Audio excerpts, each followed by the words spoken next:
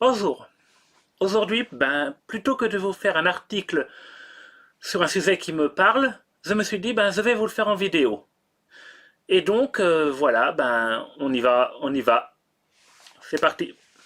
Donc, aujourd'hui, ce dont je voulais vous parler, c'était qu'est-ce qu'un vrai Magical Girl pour adultes. On voit souvent des titres comme Madoka ou Magical Girl Seat cités dans le genre. Alors pour Madoka, oui, pourquoi pas. Mais bon, si c'est un Magical Girl, c'est un très mauvais Magical Girl. Même en tant que déconstruction du genre, le titre est défaillant à tous les niveaux. Un vrai Magical Girl, un vrai bon Magical Girl, doit être une critique sociale. Une critique, dans le cas des Magical Girls pour enfants, de l'adolescence et de tout ce qui s'y rapporte. La relation avec les parents, les problèmes à l'école, les passions, ce genre de petites choses. Des choses qui, bien sûr, n'ont pas leur place dans un Magical Girl pour adultes. C'est pour ça que faire un Magical Girl pour adultes avec des persos qui sont adolescents, non, n'a aucun de putain de sens. On ne met pas de perso adolescent comme personnage principal d'un Magical Girl pour adultes. Un Magical Girl pour adultes, un vrai, doit avoir des persos adultes. Et là, on revient aux origines du genre. Parce que le premier vrai Magical Girl, c'est Ma sorcière bien-aimée. C'est le titre qui a servi de modèle aux Magical Girls japonais. C'est le titre que les Japonais ont voulu copier quand ils ont créé les tout premiers Magical Girls. Sally the Witch et l'autre, je me rappelle pas exactement du nom, mais c'est les titres qu'ils ont voulu copier. Et donc, un Magical Girl pour adultes devrait faire un petit peu comme un sorcière bien-aimée, qui, mine de rien, dans ses premières saisons, traitait de certaines thématiques sociales de l'époque, de la vie des jeunes couples. Alors oui, maintenant, le titre ferait cliché, ferait raciste et sexiste, mais il faut le remettre dans l'époque. Et donc, un nouveau Magical Girl, pour adultes, devrait faire la même chose. Ça devrait être une critique sociale du début de la vie, de la vie adulte, avec recherche d'un nouveau travail, les difficultés de s'adapter justement à cela, euh, le mariage, l'éducation des enfants. Il est tout à fait possible de faire ce genre de choses en gardant le côté Magical Girl, voire même le côté Sentai, Magical Girl Sentai, avec les ennemis, les super-héros. Beaucoup de Magical Girl, même pour enfants, mettent une grande, un grand conglomérat commercial, une entreprise, en tant que grand méchant. C'est par exemple le cas de Yes Pretty Cure 5. Mais, donc, pourquoi ne pas le faire pour adultes? On pourrait par exemple voir un titre où le héros serait sans emploi, n'aurait eu du mal à trouver un emploi, et se retrouverait en marge de la société. Et une mascotte arriverait avec un enfant à protéger, c'est très courant dans les Magical Girls, et cela devrait mettre le personnage, devrait le forcer à le mettre les deux pieds dans sa vie sociale.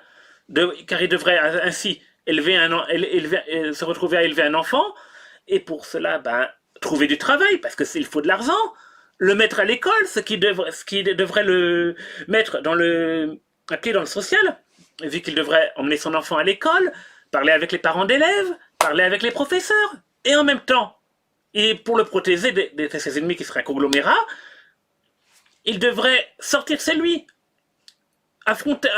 toujours affronter. On retrouvera un problème que l'on retrouve dans les comics avec le personnage de Peter Parker, qui doit allier sa vie privée et sa vie de super-héros. Et il a du mal à allier les deux ensemble.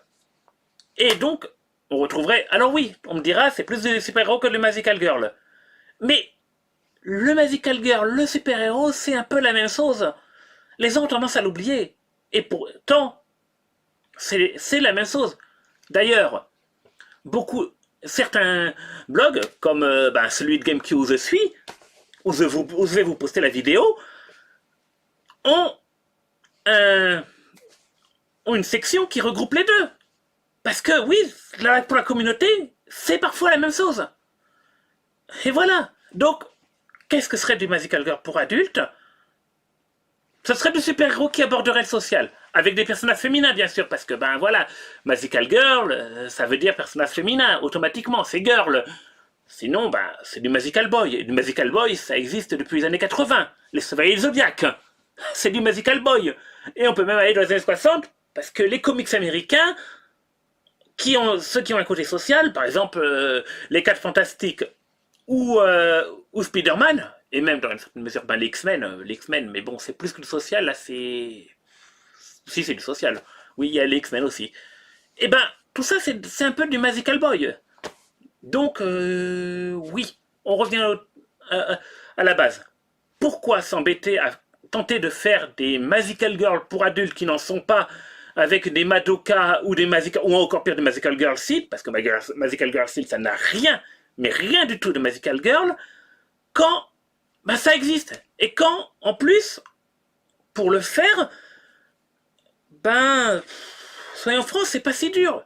Faut juste trouver des thèmes sociaux qui parlent pour adultes. Un Magical Girl pour adultes, ce serait Dragon Maid. En combinaison Dragon Maid. Mais avec en plus des ennemis qui arrivent à affronter. Voilà. Voilà. Ce serait To Be Hero. To Be Hero. To Be Hero est un Magical Girl pour adultes. Un Magical Boy pour adultes. Voilà. Donc voilà. Ne cherchez pas des Magical Girls pour adultes. Regardez Magical Girl pour enfants ou regardez des titres qui savent justement traiter le Magical Girl. Des titres de super-héros. Oui, des titres de super-héros. C'est ça les Magical Girls. Après, oui, il vous faut des super-héros ou bien un personnage féminin, un personnage principal pour que ce soit des Magical Girls. Bon, mais bon, je pense que vous trouverez ça.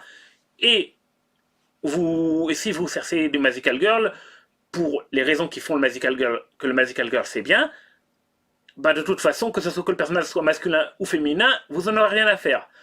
Donc, allez vers les titres de super-héros qui abordent le social. Il y en a des tonnes, c'est facile à trouver. Je pense que vous n'aurez pas besoin de mon aide pour trouver ça. Voilà. Bon, bah salut. Bah c'était mon premier essai de vidéo YouTube. Dites-moi ce que vous en pensez. Bon, au revoir.